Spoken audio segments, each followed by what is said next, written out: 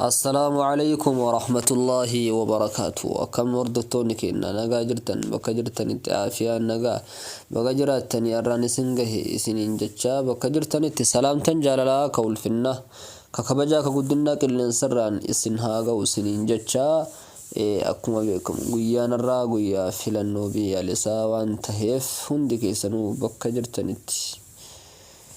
nageenya biyya keessanii nageenya lubbuu keessanii nageenya obboleeyyan keessanii eeguun hunda keessanii irratti dirqama isiniin jechaa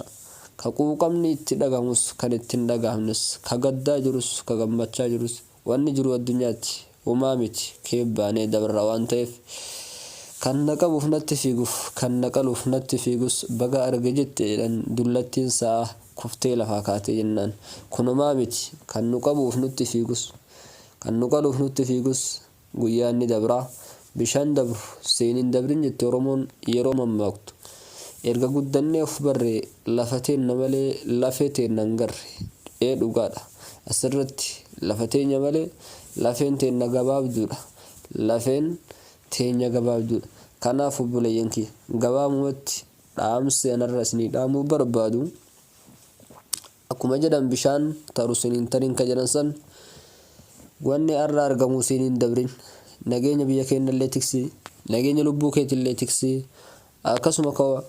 biyya keessanii kalafaaf lafee keenyaa tiksuun dirqamnu irratti qabsoo karaa nagaatiin geggeessuun dirqamnu irratti ijoollee keenya kamana hidaa jiran sagalee haa taanu karakkatee rakkoo keessa jiru furmaata haalannu wacuun iyyuun waa barreessuu waan hin taane dubbatuun guddaan barbaachisu wanna barbaachisu tokkummaadha jaalala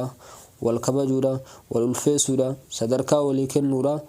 kanaan yoo taa'e galma geennaa wamaa miti abshir iyyaadeen guyyaan ni dabra wanni dhufu hunda